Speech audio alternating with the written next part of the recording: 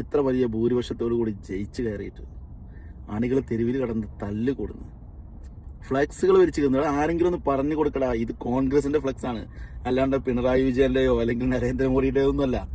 കോൺഗ്രസിന്റെ നേതാക്കളെ ഉമ്മൻചാണ്ടിയെ വരെ വലിച്ചു കയറി ചവിട്ടി മെതിക്കുന്നു.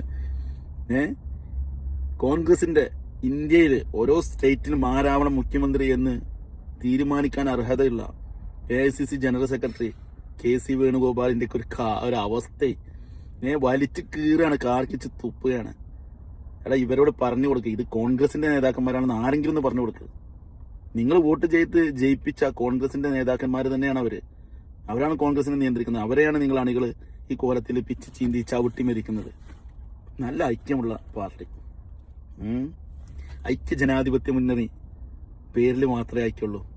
നേതാക്കൾ തമ്മിൽ ഐക്യല്ല, അണികൾ തമ്മിൽ ഐക്യല്ല.